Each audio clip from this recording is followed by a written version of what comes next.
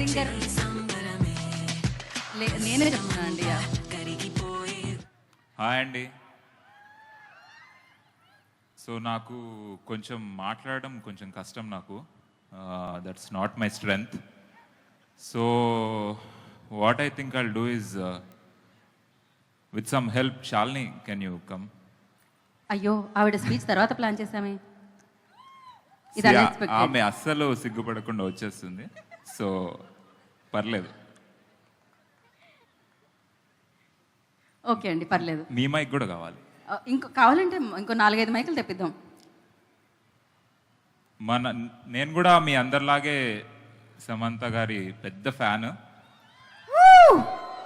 So Samantha గారికి మన ఫ్యాన్స్కి మధ్యలో ఉన్న ఈ బంధం గురించి ఒక మాటలో చెప్పలేం, కానీ ఒక పాటలో చెప్పడానికి ట్రై చేస్తాం. వంశీ గురించి ఇంకొక చిన్న డీటెయిల్ మీరు మిస్ అయ్యారు ma'am. Yeah. Vamshi actor, writer, డైరెక్టర్తో పాటు ఒక మంచి సింగర్ కూడా. అదే ఇందాక యాక్చువల్లీ యాడ్ చేస్తూ ఆగాను. ఇప్పుడు కన్ఫర్మ్ చేసేస్తారు.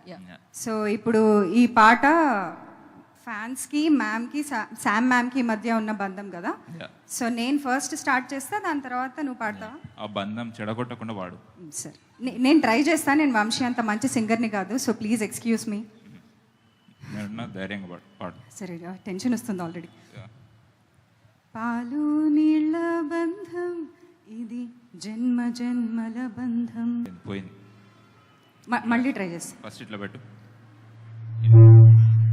ఫస్ట్ స్టార్ట్ జరుగు. అంటే ఇది మేము మ్యూజిక్ వేసామండి మధ్యలో. ఇక్కడ నుంచి రావాలి. ఓకే. పాలు నీల బంధం ఇది జన్మ జన్మల బంధం. ఎలా నేను జన్మ జన్మల బంధం. జన్మ జన్మల బంధం. క్లోజ్.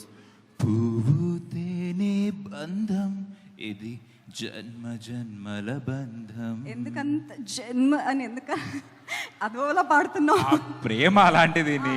నీకు ఎమోషన్స్ లేవు, నీకేం తెలుసు? అది ప్రేమలా లేదు, ఇంకోలా ఉంది. Okay, next. ఏనాటిదో ఏనాటిదో ఈ బంధం. అంత హైప్ ఇచ్చా అది? వెళ్ళాలి పైకి. సరే, పైకి వెళ్ళాలి. ఓకే. ఆ. ఏనాటిదో ఈ బంధం ఏనాటిదో. వినో? ఏనాటిదో ఈ అనుబంధం. ఎన్నో నోముల ఫలమే ఈ జన్మ జన్మల బంధం. ఐ ట్రైడ్ అండి. నేను వంశీలా పాడలేను. So she's getting better. I'll get better, I promise. Yeah. Okay అండి. That's my speech. యా, దీని తర్వాత ఇంతకీ ఫ్యాన్గా మీ బంధం ఉంటుందో లేదో సమంత గారిని అడుగుదాం. ఇక్కడితో సమాప్తం అంటున్నారు ఆవిడ. శుభం.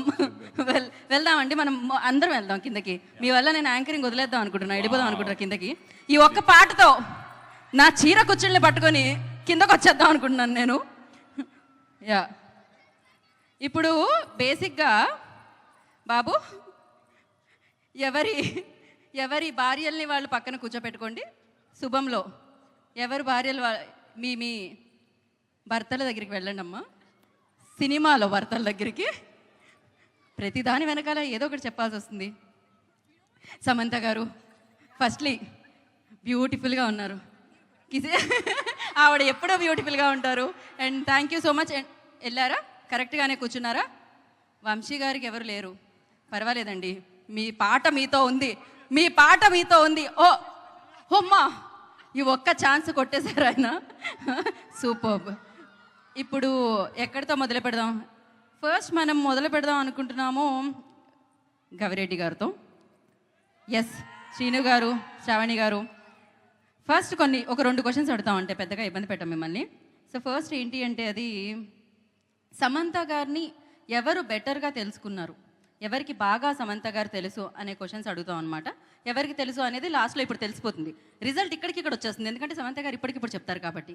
రెడీయా? యువర్ టైం స్టార్ట్స్ నవ్ అన్నట్టు నా క్వశ్చన్కి అనమాట అది. ఫస్ట్, ఈ స్క్రిప్ట్ వినగానే, అంటే సమంత గారు యాజ్ అ ప్రొడ్యూసర్ అనమాట, ఈ స్క్రిప్ట్ వినగానే సమంత గారి ఫస్ట్ రియాక్షన్ ఏమై ఉంటుంది? Block buster. స్క్రిప్ట్ విన్నప్పుడు 100%. సినిమా చూసేసిన తర్వాత అవుట్పుట్ వచ్చేసిన తర్వాత డబుల్ బ్లాక్ బస్ట్. అబ్బా సమంత గారు అంతేనా? రైట్ ఆన్సరా? సో యా, సో ఇప్పుడు సమంత గారు as a actor and as a producer ఆ డిఫరెన్స్ ఏంటి? యాక్ట్రెస్గా ఇంకా మనం చెప్పే ఆలోచన ఏం లేదు, బట్ ప్రొడ్యూసర్గా అయితే సూపర్. యాక్టర్గా అయితే అది వేరే రేంజ్ కదండి, ఇంకా వేరే range అది. వేరే లెవెల్. Level అంతే. ఓకే, కాదు, 2 ప్రశ్నలు మీరు చెప్పండి, మధ్యలో పంచుకోవాలి. హస్బెండ్ క్యారెక్టర్ కదా, ఆయనే ఆన్సర్ చేస్తారు. డామినేషన్ ఎక్కువైంది. Yeah, ఇక్కడ కూడా టీవీ పెట్టి సీరియల్ వేయాలి, అప్పుడు తెలుస్తుంది ఆయనకి. యా, సమంత గారు as a producer and as a actor అంటే ఆ డిఫరెన్స్ ఏం చూసారు?